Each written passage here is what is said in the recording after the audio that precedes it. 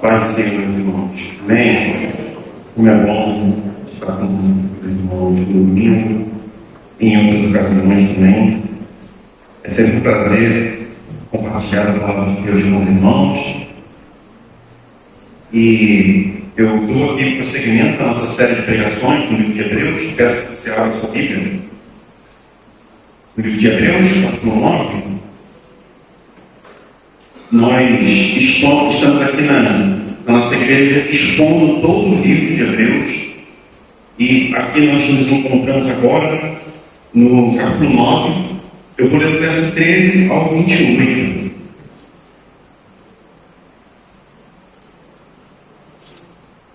O tema dessa pregação é oferta de melhor sacrifício. E o tema da nossa série, se você não participou ainda, não conhece, é Hebreus, Cristo é superior a todas as coisas. Todos acharam? Hebreus 9.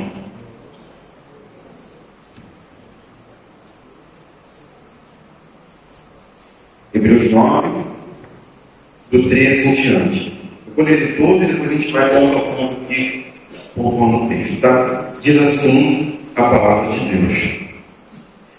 Portanto, se o sangue de bodes e de touros e a cinza de uma novilha, aspergidos sobre os contaminados, os santificam quanto à purificação da carne, muito mais o sangue de Cristo, que pelo Espírito Eterno a si mesmo ofereceu sem mácula a Deus, purificará a nossa consciência de obras mortas, para servirmos ao Deus vivo. Por isso mesmo, Ele, Jesus, é o mediador da nova aliança, a fim de que os que foram chamados recebam a promessa da herança eterna, visto que houve uma morte para a remissão das transgressões que foram cometidas sob a primeira aliança. Porque onde há um testamento, é necessário constatar a morte de quem o fez. Sim, porque um testamento só é confirmado depois da morte de quem o fez. Pois de maneira nenhuma um testamento tem força de lei enquanto ainda vive quem o fez. Por isso, nem a primeira aliança foi estabelecida sem sangue. Porque, havendo Moisés proclamado a todo o povo todos os mandamentos conforme a lei, pegou o sangue dos bezerros e dos bodes, com água, lã tingida de escarlate e sopo, e aspergiu não só o próprio livro, como também o povo, dizendo: este é o sangue da aliança que Deus ordenou para vocês. Igualmente, também aspergiu com sangue o tabernáculo e todos os utensílios do serviço sagrado. De fato, segundo a lei, quase todas as coisas são purificadas com sangue. E sem derramamento de sangue não há remissão. Era necessário, portanto, que as figuras das coisas que estão nos céus fossem purificadas com tais sacrifícios. Mas as próprias coisas celestiais requerem sacrifícios superiores àqueles. Porque Cristo não entrou no santuário feito por mãos humanas, figura do verdadeiro santuário, não. Porém, no próprio céu, para comparecer agora por nós diante de Deus. Ele não entrou para oferecer a si mesmo muitas vezes, como o sumo sacerdote entra todos os anos nos santos dos santos com sangue alheio. Se fosse assim, ele precisaria ter sofrido muitas vezes desde a fundação do mundo. Agora, porém, ao chegar o fim dos tempos, ele se manifestou uma vez por todas, para aniquilar o pecado por meio do sacrifício de si mesmo. E assim, como aos homens está ordenado morrerem uma só vez, vindo depois disso o juízo, assim também Cristo, tendo se oferecido uma vez por todas para tirar os pecados de muitos, aparecerá a segunda vez, não para tirar pecados, mas para salvar aqueles que esperam por Ele. Até aí a leitura da palavra de Deus, irmãos. Você já assistiu alguma vez uma votação no Supremo Tribunal Federal? Que os ministros estão ali votando alguma pauta, defendendo ou sendo contra alguma questão? Se Se você não assistiu, deixa eu descrever um pouquinho como é que é. Eles leem ali os votos, na sua maioria, eles leem os seus votos, que são sempre longos e fundamentados, porque eles são a favor ou contra, e a gente que assiste, a gente está torcendo para eles se contra alguma pauta, né? Você fala, rapaz, vota contra esse negócio, né? E aí, quando ele vai lendo ali fora, você fala, você não está entendendo muito o que ele está falando, mas você fala, eu acho que ele está contra. Só que chega no final do voto, ele fala, por isso eu sou a favor, meu voto é favorável. Você fala, mas peraí, não era contra? Parecia que era contra. É porque a gente não entende muito bem esses termos técnicos do direito, não é verdade? E talvez a sua sensação lendo esse texto seja um pouco essa. O autor, aos Hebreus, ele usa uma linguagem um pouco técnica em alguns momentos aqui. A nossa dificuldade, talvez, de entendimento aqui, seja um pouco da linguagem e da terminologia que ele usa, porque não nos é familiar. Só que o argumento central aqui, eu já vou te dar que não deixa no próximo slide, não se preocupe.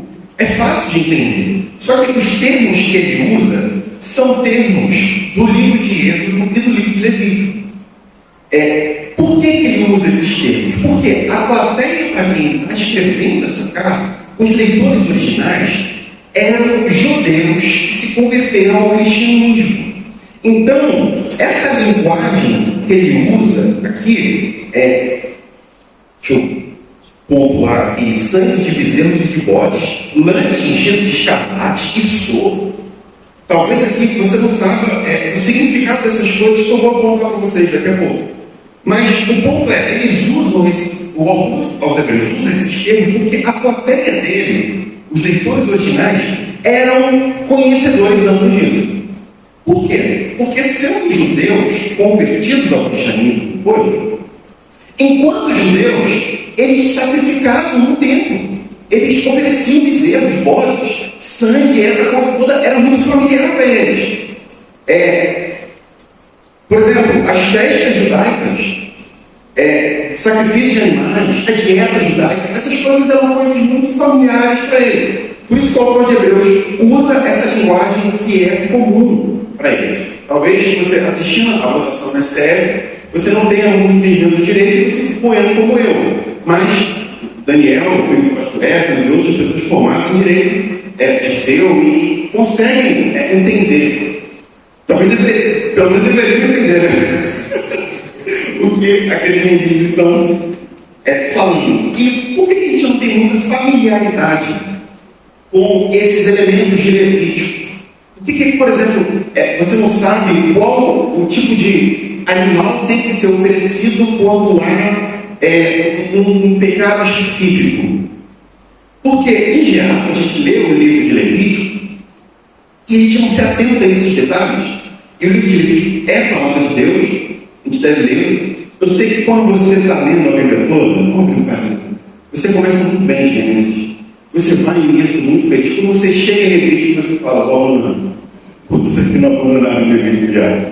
É desafiador. Continua que vai dar certo, tá? Em Ezequiel você vai ter um pouquinho mais de dificuldade, mas continua, e depois de Ezequiel você vai conseguir tudo. Mas por quê? Porque é uma terminologia que não nos é familiar e nós não praticamos hoje em dia.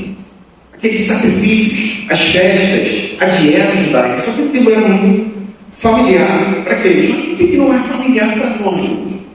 Porque quando Cristo, presta atenção, veio ao mundo, ele ofereceu um sacrifício perfeito a Deus. Ponto final. E nós, portanto, estamos livres de uma série de ritos que eram praticados no Antigo Testamento, que só existiam para apontar para Jesus Cristo, que viria. Ele que nos viria nos salvar e em quem todos esses elementos têm cumprimento perfeito e absoluto. É por isso que nós não temos tanta familiaridade com esses termos de Êxodo e de Levítico, porém, aqueles leitores tinham. O argumento do livro de Hebreus é de que Cristo é superior a todas as coisas. Tá? A gente está vendo isso já em alguns domingos aqui, em todos os domingos. E o dessa passagem específica é que o sacrifício de Cristo ele é superior. Nós já vimos a superioridade de Cristo quando comparado a vários elementos. O sumo sacerdócio, o anjo, Moisés, Arão, o sacerdócio perfeito para a aliança. Hoje nós falaremos do sacrifício de Cristo, em especial do sangue de Cristo, que é superior a de qualquer animal, de qualquer pessoa aqui presente. O sangue de Cristo é superior a tudo e ao de tudo. Amém, irmão? O livro de Hebreus, ele é, antes vou mostrar aqui a divisão do texto, verso 13 ao 14. O autor mostra que o sangue puro purifica o nosso interior, se referindo ao sangue de Jesus. Do 15 ao 22, veremos o sangue que obtém perdão. E do 23 ao 28, o sangue que nos introduz à presença de Deus. Acompanhe comigo aí a leitura desse primeiro texto, aqui, verso 13 ao 14. Diz assim: portanto, se o sangue de bodes e de touros e a cinza de uma novilha aspergidos sobre os contaminados os santificam quanto à purificação da carne, ele está falando dos rituais do Antigo Testamento. E comparando com Cristo, ele fala: muito mais o sangue de Cristo, que pelo Espírito Eterno a si mesmo ofereceu sem mácula a Deus, purificará a nossa consciência de obras mortas para servirmos ao Deus vivo. Irmãos, o sangue de animais tinha um papel muito importante pedagógico no Antigo Testamento. O sangue era uma forma de ensino. Os animais eram amplamente sacrificados no Antigo Testamento. E isso tinha uma intenção da parte de Deus: ensinar ao povo que o pecado é punido com morte. Pecado redunda em morte. O salário do pecado é a... Esse que Paulo está ensinando em Romanos 6:23. Pecado é punido com morte. E o que nós merecíamos, por sermos todos aqui, sem exceção, pecadores, inclusive Benjamim, era a morte eterna, distanciamento absoluto de Deus. O sangue derramado desses animais, então, tinha a capacidade de purificar cerimonialmente as pessoas. Para Benjamim, mas é de qualquer criança, eu pedi demônios,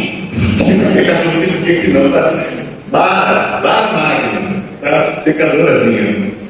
Quem ensina o egoísmo com uma criança? Ela te pega e fala: é meu. Você tenta pegar, não é meu. Quem ensina isso?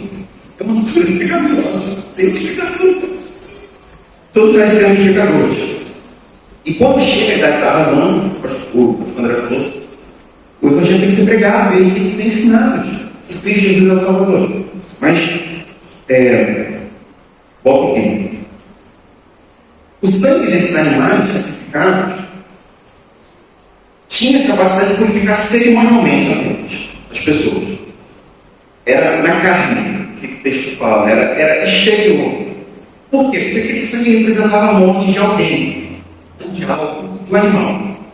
Pessoas impuras, por causa do seu pecado, por causa da sua doença, por causa de uma série de fatores, tornaram-se puras exteriormente por causa do sangue de animais. E o contraste que o autor de Hebreus estabelece aqui é entre o sangue de animais do Antigo Testamento e o sangue de Jesus.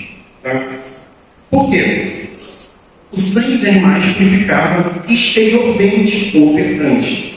E como nós veremos, isso era uma coisa temporária, precária, que carecia de ser repetida várias e várias vezes. Não tinha a capacidade, irmãos, de purificar o nosso interior, a mente do ofertante, a consciência dele. O sangue de animais não era perfeito, não era adequado, porque não foram os animais que pecaram, mas os seres humanos. O sangue de Cristo, então, ele é superior ao dos animais do Antigo Testamento, porque esse sangue purifica não somente o nosso exterior, irmãos, mas o nosso interior.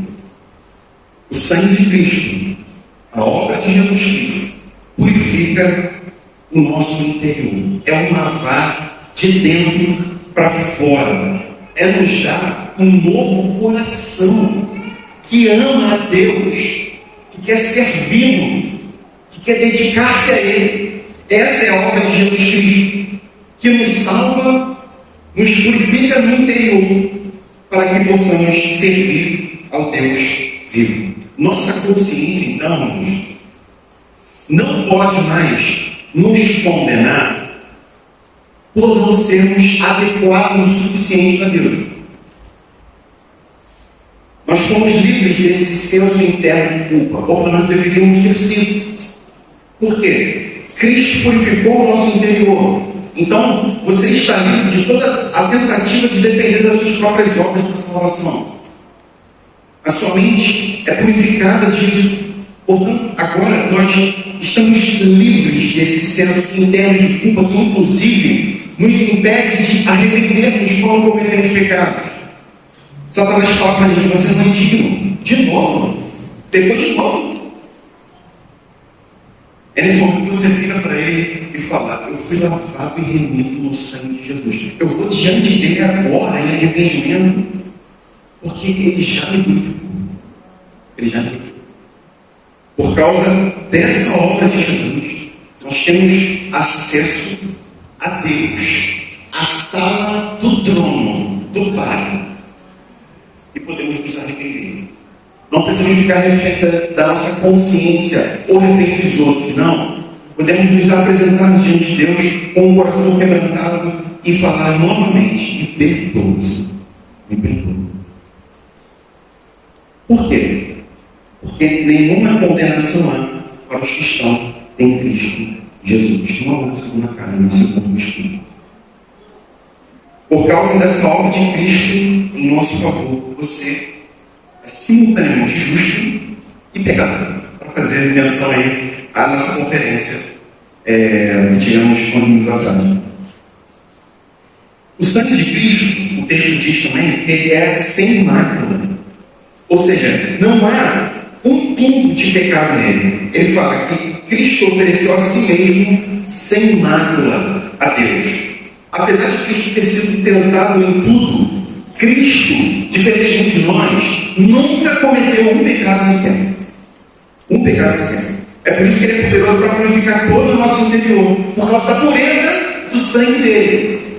Você lembra da passagem em que Jesus encontra um leproso? Naquela época, os leprosos eram pessoas que viviam isoladas, porque aquela doença não tinha tratamento, não tinha cura. Então, o que você faz? Alguém está leproso, você distancia, mora com outros leprosos, abandona sua família, vive sozinho. Quando esse leproso chega até Jesus, e tocar em leproso era uma coisa absurda, impensável.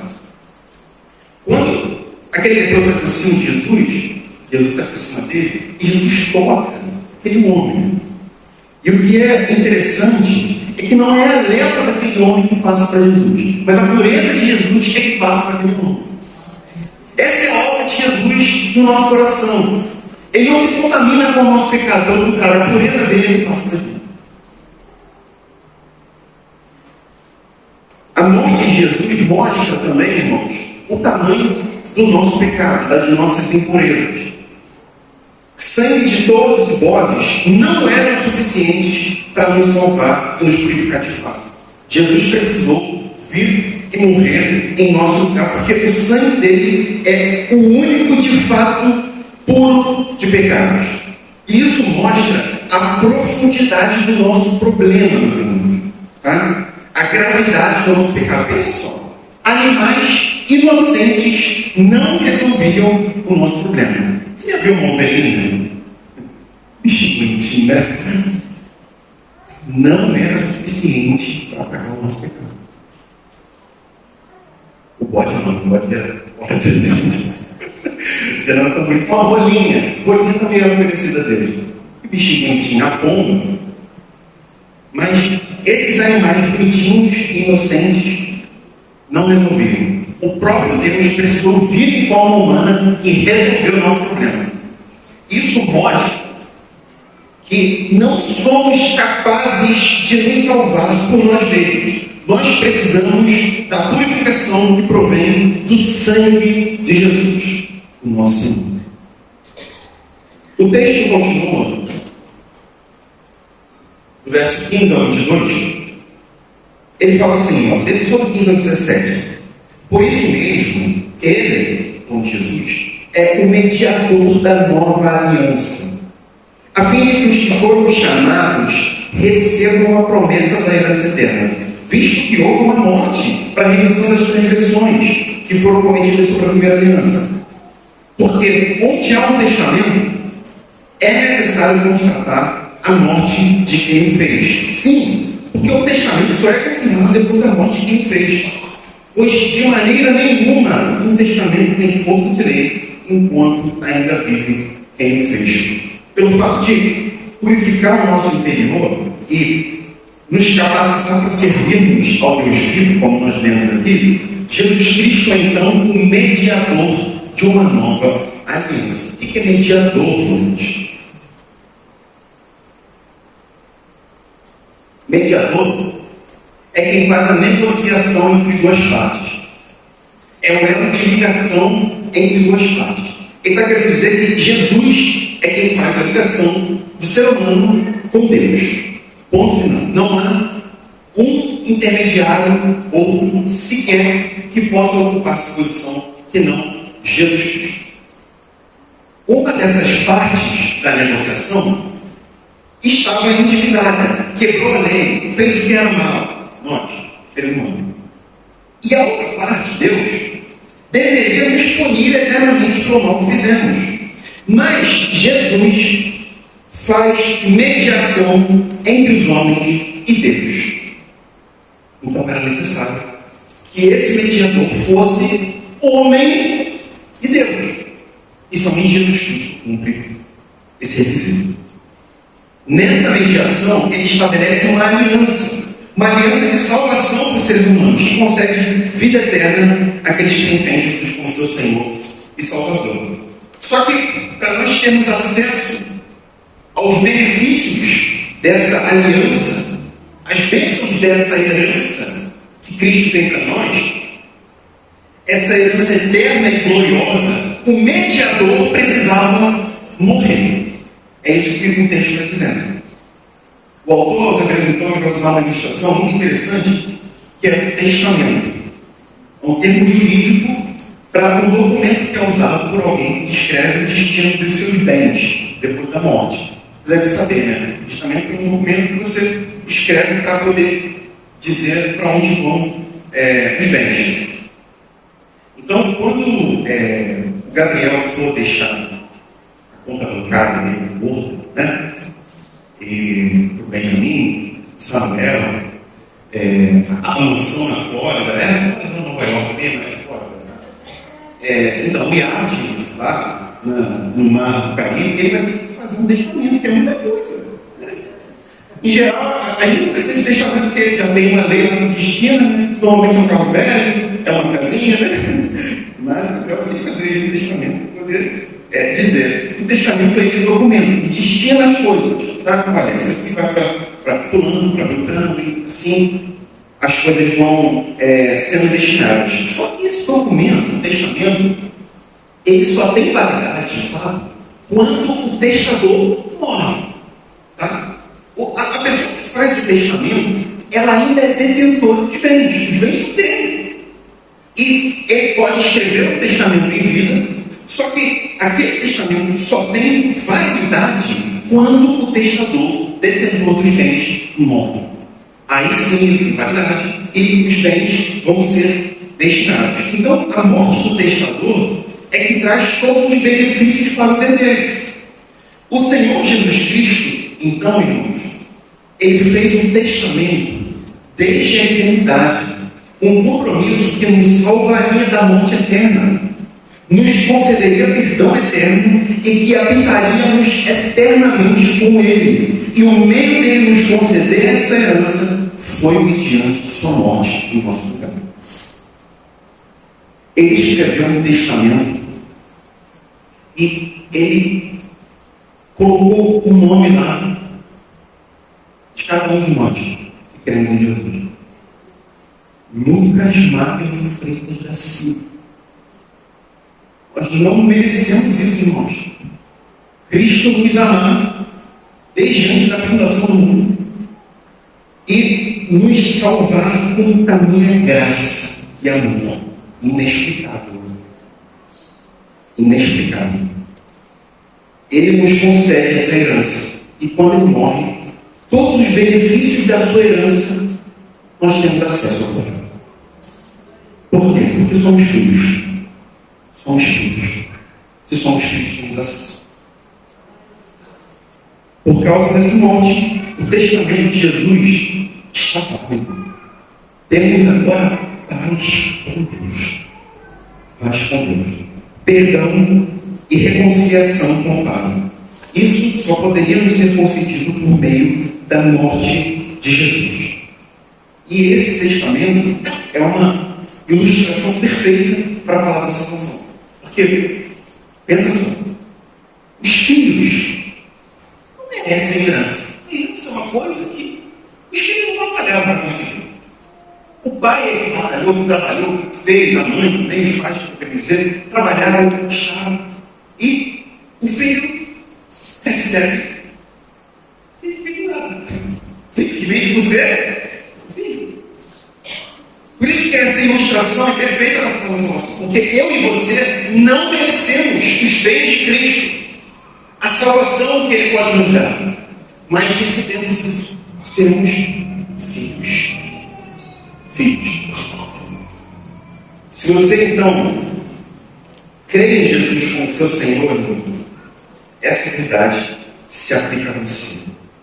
Você herdou o perdão dos pecados, porque Cristo pagou a sua penalidade por inteiro. As pisaduras que Ele suportou nos trazem paz com Deus. E existe reservado para nós uma herança eterna, cheia de glória, com bênçãos sem medidas, que você não faz ideia nenhuma. Novos céus e nova terra onde habita a justiça. Um lugar onde não haverá mais choro, não haverá mais dor, porque essas coisas passaram. Um corpo glorificado, que não conseguirá, que não será mais possível pecar contra o seu Senhor Jesus. Uma mente completamente renovada, que não desejará o que não é seu, que não pecará, que não transgredirá a lei de Deus. Esse dia está chegando, irmão. Esse dia do Senhor está chegando. Um lugar de alegria e delícias perpétuas, em que habitaremos eternamente com Cristo. Nós herdamos tudo isso por causa da morte do testador, Jesus Cristo. E no versículo 18 ao 22, ele prossegue dizendo assim: por isso, e aqui entra talvez a parte mais técnica, né, que eu ressaltei no início. Por isso, nem a primeira aliança foi estabelecida sem sangue. Porque, havendo Moisés proclamado a todo o povo todos os mandamentos conforme a lei, pegou o sangue dos bodes, dos bezerros dos bodes, com água tingida de escarlate e sopo, e aspergiam não só para o livro, como também todo o povo, dizendo: este é o sangue da aliança que Deus ordenou para vocês. Igualmente também aspergiam com sangue o tabernáculo e todos os utensílios de serviço sagrado. De fato, segundo a lei, quase todas as coisas são purificadas com sangue, e sem derramamento de sangue não há remissão. Agora, o autor de Hebreus, ele vai unir uma série de passagens do Antigo Testamento para mostrar como na primeira aliança, o sangue era amplamente usado para purificação em várias circunstâncias. Ele quer mostrar com isso que, se a antiga aliança tinha sangue derramado para a purificação, a nova aliança estabelecida por Jesus também terá sangue. É isso que ele está querendo dizer, vai ser diferente. Sangue precisava ser derramado, porém o sangue da nova aliança, o sangue de Jesus, é superior, porque ele é puro, ele é perfeito.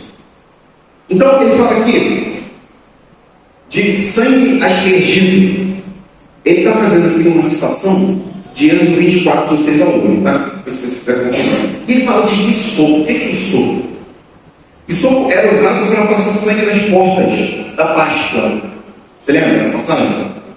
Eles passaram nos lugares da porta o sangue do cordeiro com isopo. Tipo uma planta, né? Os galhos da figura.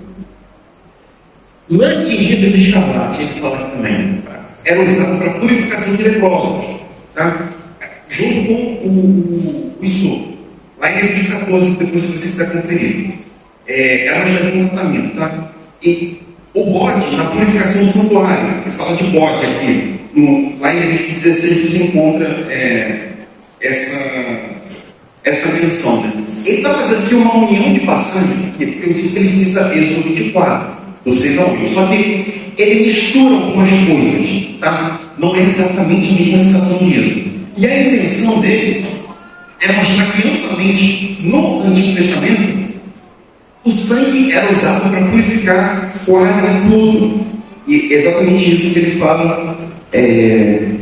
Sem derramamento de sangue não há remissão, no final 22. Ele está querendo provar isso. Isso ele faz uma citação do Antigo Testamento. Está querendo provar que sem derramamento de sangue não há perdão. Não há remissão de transgressões. Não há redenção. Sem derramamento de sangue não há redenção. Na antiga aliança, os utensílios de culto, e agora a gente pensa no microfone, né? Um instrumento aqui, né? As televisões, o computador.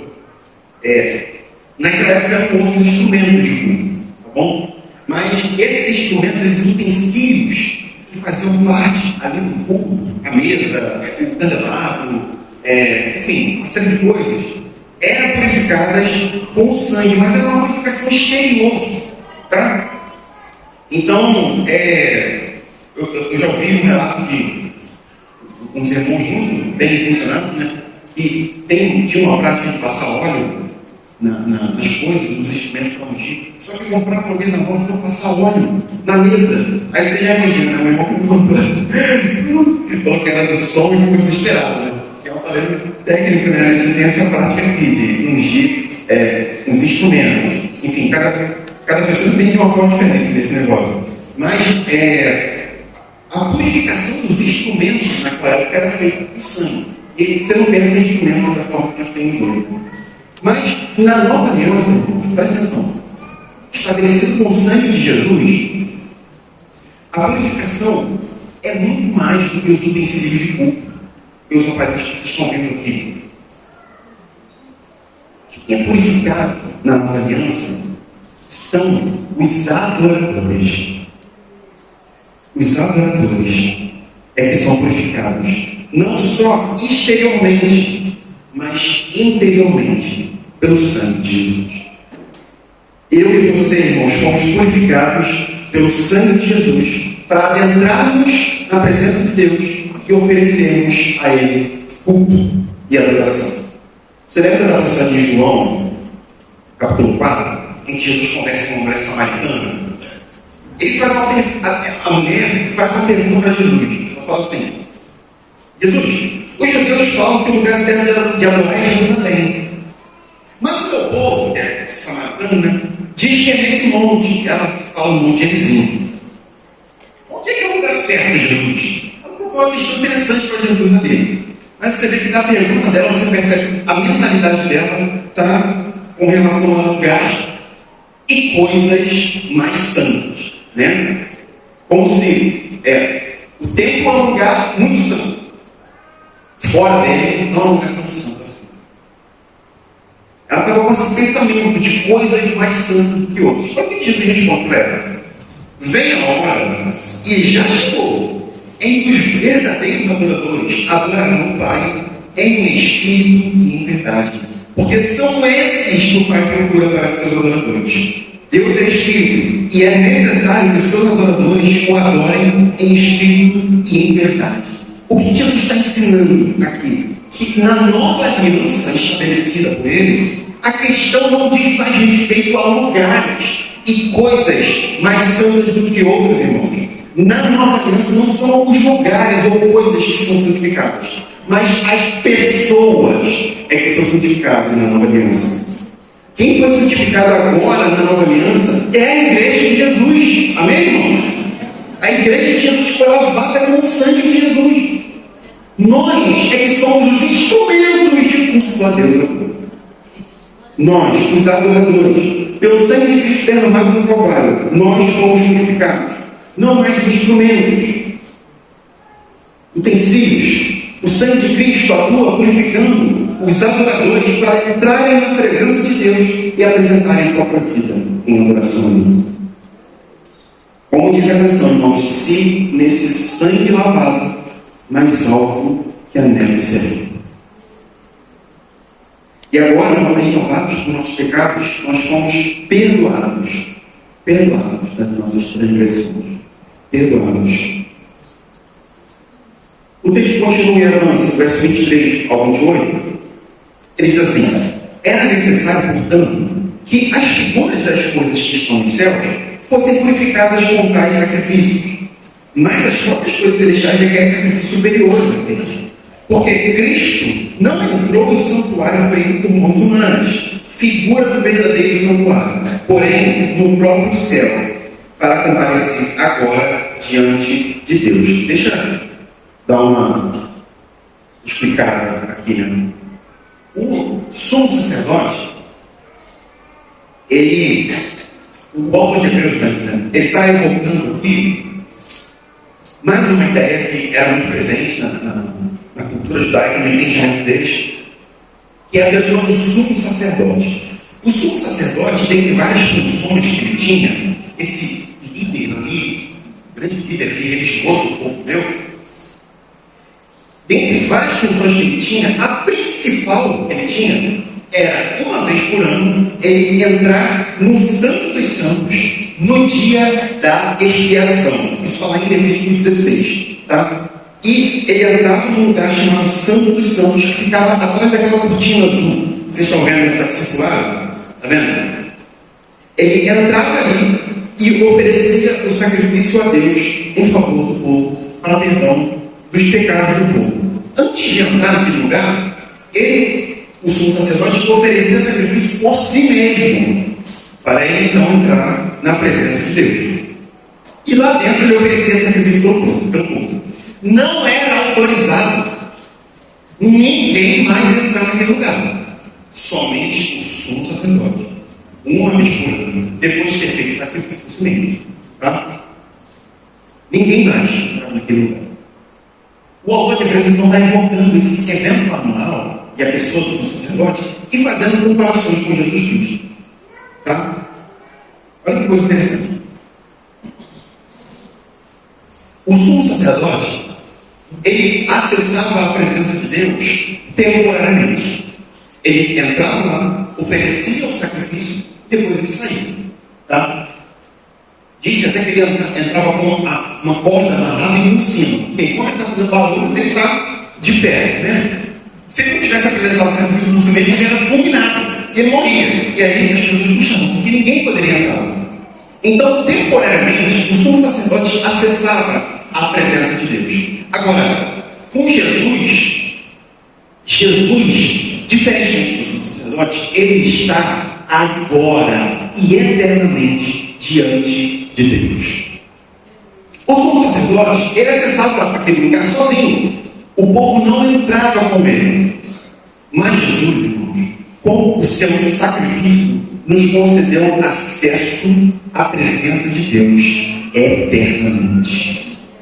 O sumo sacerdote, ele apresentava a oferta em um santuário terreno, aqui na terra, um lugar construído por mãos humanas. Mas Jesus apresentou a sua oferta de si mesmo no santuário celestial, nos céus, diante do Pai, por mim e por você, meu irmão. O sumo sacerdote, ele repetia o sacrifício anualmente. No dia da expiação, ele fazia a mesma coisa. No dia da expiação, ele fazia a mesma coisa. Mas Jesus, ele fez o sacrifício único e definitivo, perfeito, que inclusive tornou obsoleto esse sacrifício anual. Outra coisa, por último, o sumo sacerdote, ele oferecia sangue alheio, sangue de animais.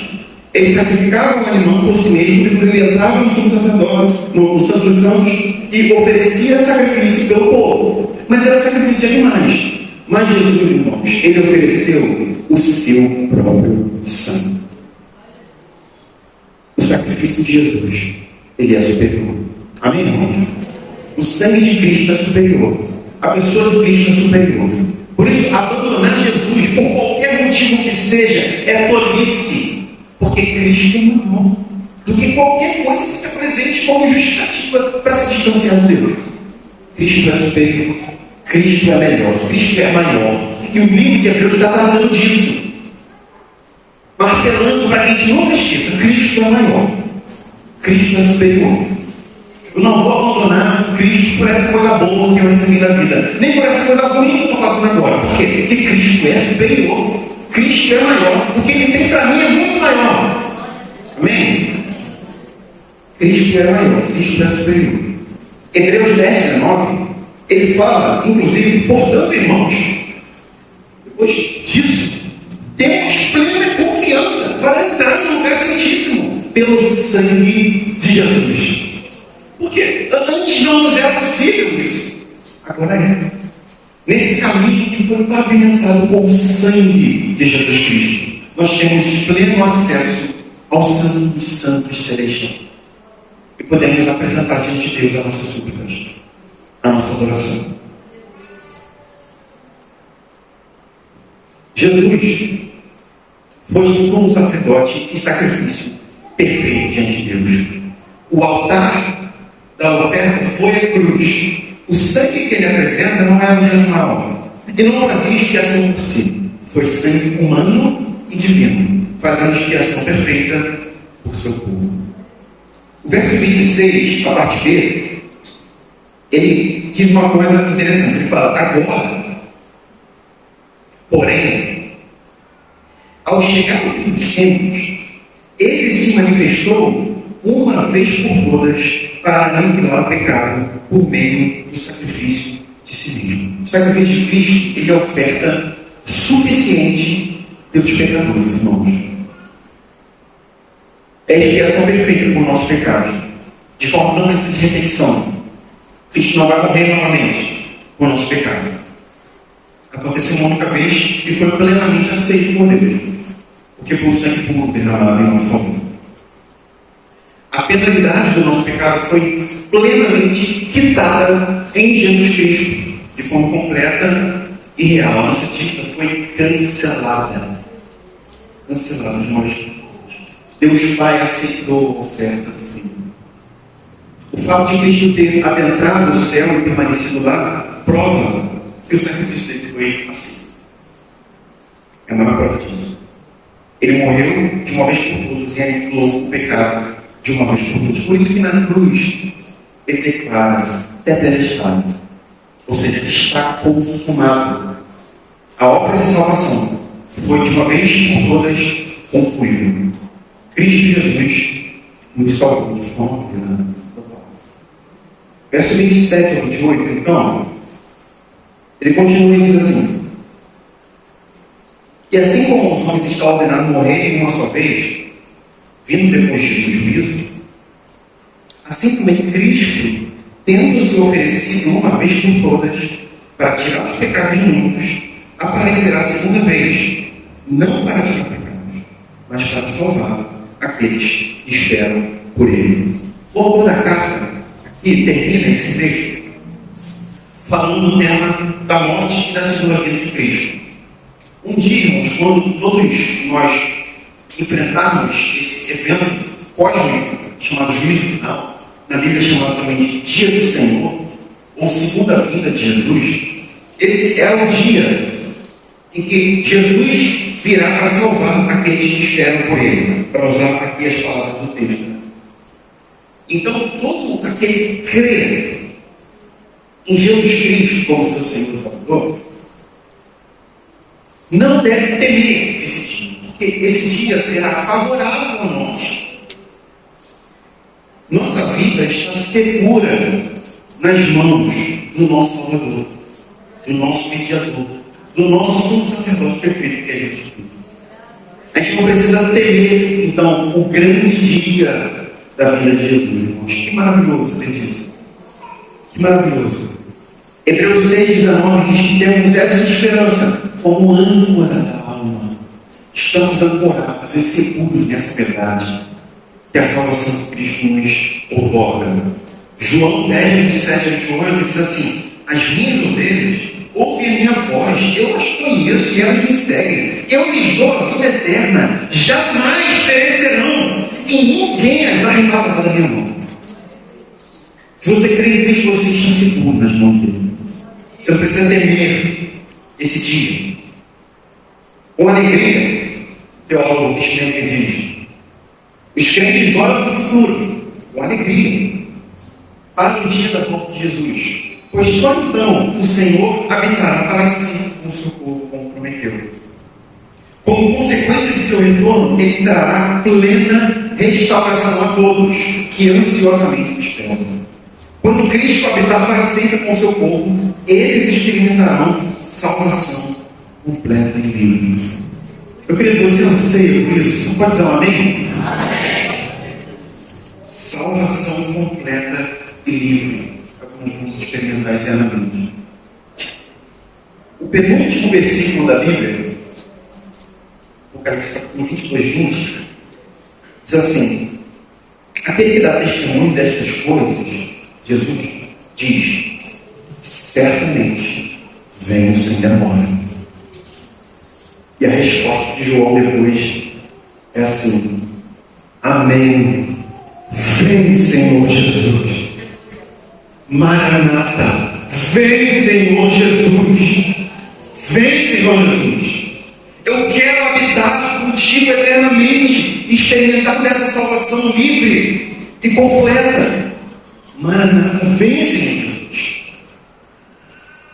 Jesus diz, certamente vem sem demora. E João diz, vem, Senhor Jesus. Amém.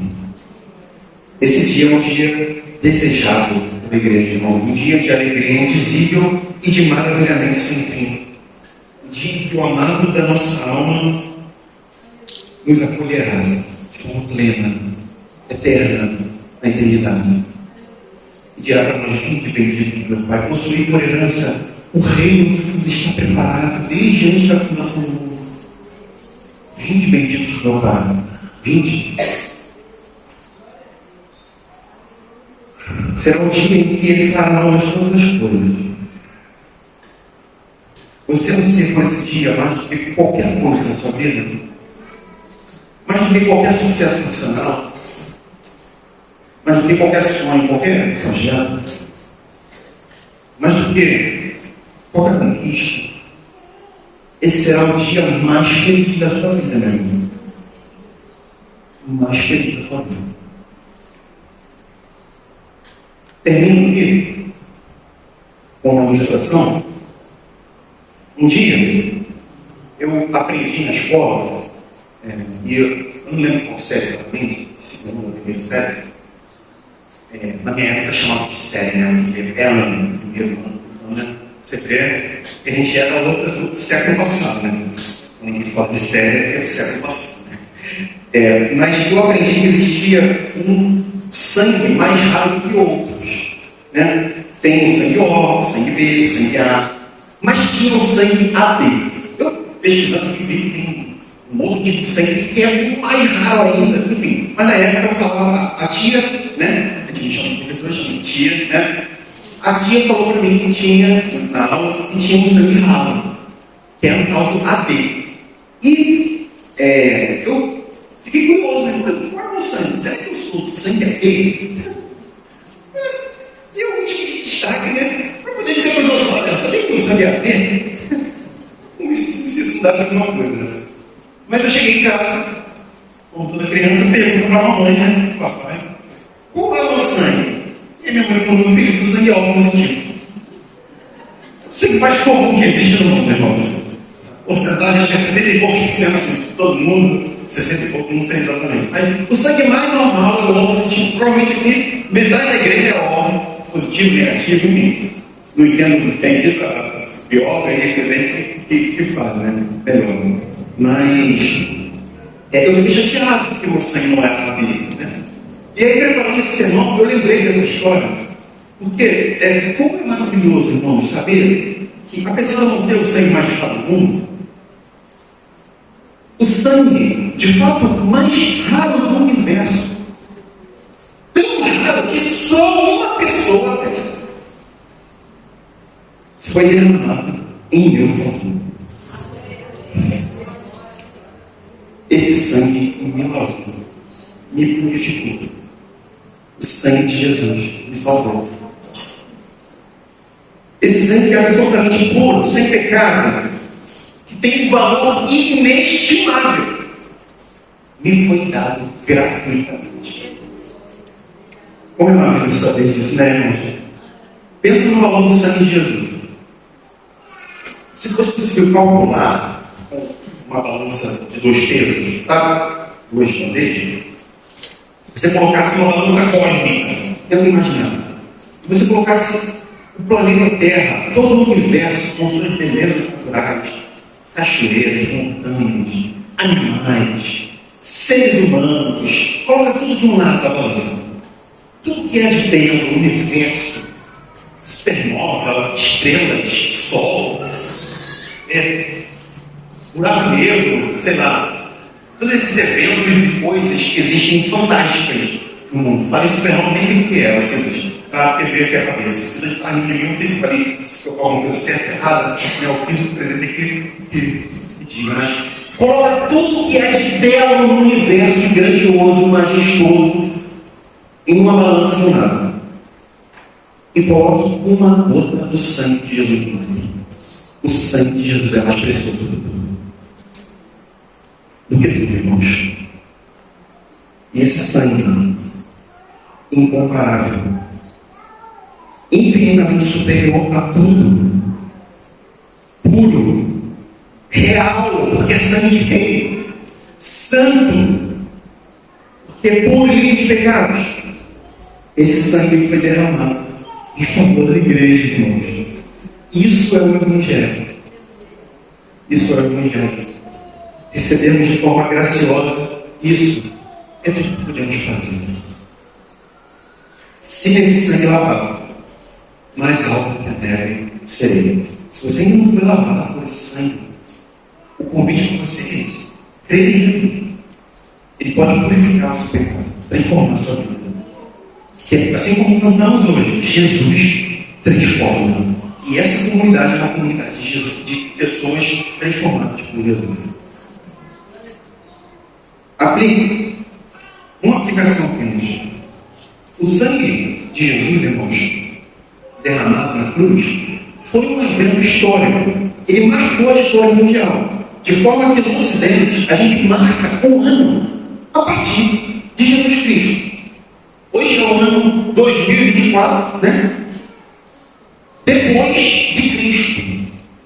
Ele marcou a história. O sangue derramado dele marcou a história do mundo. E eu queria olhar para esse texto, vendo aqui os tempos presentes, né? No verso 13 a 23, é que eu vou passar muito, não passando muito sobre o mundo. E como é que você vem em casa com calma? Verso 13 a 23, ao 23, ele está falando do passado, do sacrifício de Jesus, o mediador, o testador, que derramou o seu sangue. O verso 24 ao 26, ele usa duas expressões, uma expressão repetidamente, que é o agora. Então ele quer marcar o tempo presente. Ele diz assim, verso 26. Desculpa, 24. Ele fala assim: para comparecer agora por nós diante de Deus. Então Cristo está apresentando agora diante de Deus, intercedendo por nós. Ele é o nosso advogado, como diz 1 João. Cristo está diante de Deus agora, nesse momento. E olha, são 11h41. Cristo está agora diante de Deus, em nosso favor. E ele usa também essa expressão no verso 26. Ele fala: agora, porém, ao chegar ao fim dos tempos. Ele está dizendo que nós já estamos no final dos tempos. Tá? E depois, ele fala no futuro, do verso 27 ao 28, em que ele trata da segunda vinda de Jesus para salvar a sua igreja. Essa aqui, irmãos, é a verdadeira narrativa da história do mundo. E é a narrativa mais importante da história do mundo. Jesus se sacrificou no passado. está agora diante de Deus dos céus e virá uma segunda vez. Amém? Essa sequência de fatos aqui narrados, nesse trecho que nós temos, é a narração perfeita e mais importante da história do mundo. Passado, presente e futuro. No passado, Jesus se sacrificou. No presente, Ele está agora diante de Deus conosco. E no futuro, Ele vai voltar para salvar a sua igreja. A minha pergunta é uma somente. Você se enxerga nessa narrativa? Essa história narrada aqui diz respeito à sua vida. Traz sentido e propósito para a sua vida.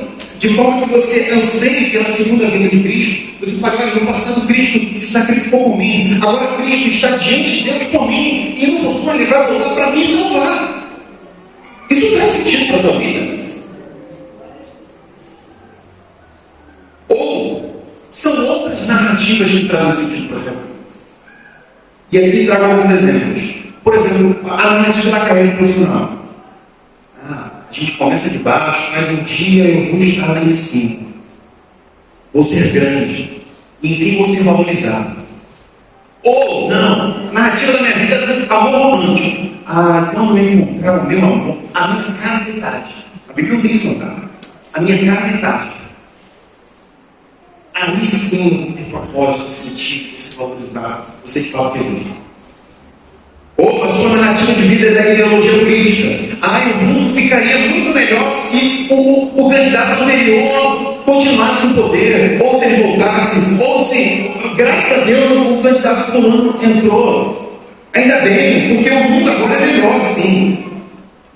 O mundo vai ficar melhor para a gente implementar essa ideia aqui. Essa ideia aqui é irritação. Muita gente pensa assim, irmão. Ou talvez a sua narrativa de vida é da forma do poder, do dinheiro. Se eu tivesse dinheiro, muito mais dinheiro, a minha vida então seria muito melhor. Eu teria sentido, valor, identidade.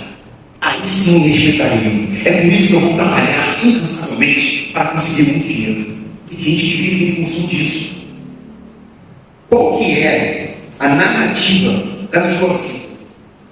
As narrativas, preste atenção nisso, tem o poder de capturar o nosso coração e o nosso imaginário, de forma que faz a gente viver em prol de se obter aquele tão sonhado sonho, aquele tão sonhado emprego, aquele tão sonhado carro, aquela tão sonhada mulher, aquela tão sonhada família. Isso sim vai trazer valor e felicidade para mim. Irmãos, isso é mentira. Essas narrativas são infinitamente inferiores quando comparadas com a narrativa do Evangelho. Essa narrativa está exposta no slide. É superior a qualquer narrativa que você possa oferecer para mim. Essa narrativa sobre o que Jesus Cristo está fazendo agora, o que ele fez no passado, o que ele vai fazer no futuro, é superior. Assim como nós estamos pregando, Cristo é superior a todas as coisas. E a narrativa que ele propõe de vida para você é superior. Pode ter certeza disso. Por que essa narrativa é superior? Primeiro, porque ela é aquela que de fato nos direciona para aquilo que nós fomos criados para ser. Filhos de Deus. Filhos amados de Deus. A narrativa da carreira profissional não te direciona isso. Do amor romântico, menos. Da ideologia política, principal. Da fama do poder do dinheiro, menos. A narrativa que de fato te conecta com o propósito para o qual você existe é a narrativa do Evangelho. E só é. Segundo, por que a narrativa do Evangelho é superior? Termino aqui. Porque ela não é incerta. A narrativa do Evangelho não é incerta. Não depende das suas habilidades sociais, das suas habilidades intelectuais, das suas habilidades de comunicação, enfim. A narrativa do Evangelho depende única e exclusivamente de Jesus Cristo, meu irmão. E ela vai se cumprir, quer você queira ou quer não. Eu espero que você queira. Você seja de fato alguém que tem a narrativa do Evangelho com a narrativa da sua vida. Esse é o ponto. Ele morreu com o nosso pecado. Ele está agora perante Deus Pai em nosso favor. E Ele voltará uma segunda vez no futuro para nos salvar. Seja essa a narrativa da sua vida. Amém? Eu queria ler aqui, texto bíblico do Marcos Anjos, Salmo 39. Me pergunte bem comigo. Eu vou centrar. Olha o que ele diz no verso 4. Senhor, dá-me a conhecer o meu fim.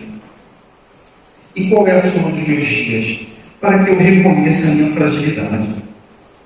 Deste aos meus dias o comprimento de alguns palmos. O que é a vida, irmãos? Um sopro, um mar, um vapor, um estiago. Deste aos meus dias o comprimento de alguns palmos. A tua presença, o prazo da minha vida, é nada. Na verdade, todo ser humano, por mais firme que esteja, é pura vaidade. E termina aqui, de fato, o ser humano passa como uma sombra. Em vão se inquieta, amontoa tesouros e não sabe o que ficará com eles. E ele termina, e eu, Senhor, que esperar? Diante disso que eu acabei de falar, o que eu espero? Ele termina, tu és a minha esperança. Eu espero em ti, Senhor. O que o Senhor tem para mim é superior. Vamos orar, irmãos. Deus Todo-Poderoso, Pai de nosso Senhor e Salvador Jesus Cristo, exaltamos o teu nome, Deus. Tu és maravilhoso. Agradecemos a ti, Senhor, por ter enviado Jesus Cristo, o nosso mediador, o nosso Salvador, para derramar o sangue puro, de realeza, santo, em nosso favor, Senhor. Sendo nós tão pecadores, sendo nós tão dignos, mas estávamos em uma condição, Deus, que se dependêssemos de nossos esforços para sermos bons, nós nunca te alcançaríamos, Senhor. Nunca. Nunca habitaríamos eternamente contigo, Senhor. Mas te louvamos e te agradecemos pelo sangue. O sangue da nova aliança. O sangue que foi derramado na cruz para o perdão dos nossos pecados. Porque esse sangue pavimentou o caminho por onde hoje nós temos acesso à sala do trono e podemos apresentar, inclusive, essa oração que eu faço diante do Senhor, Pai. Louvado seja o teu nome, Deus, por nos amar com amor incompreensível à nossa mente humana. Amor grandioso, amor perdoador, amor gracioso, misericordioso, amor bondoso, amor leal. Obrigado, Senhor, por nos reconciliar consigo mesmo com o seu Filho Jesus.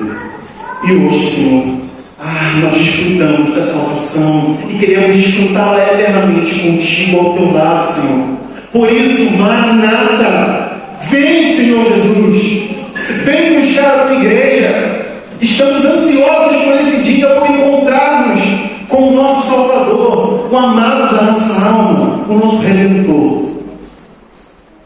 Transforma, Senhor, as vidas que não te conhecem, que estão porventura ouvindo essa gravação, ou que estão aqui presentes nesse momento. Deus, transforma, porque o Senhor Jesus tem poder para transformar de dentro para fora, com um novo coração. Obrigado. Obrigado pelo sangue derramado em nosso favor, Senhor. Te louvamos, te agradecemos hoje e faremos isso eternamente. Amém, Senhor. Amém.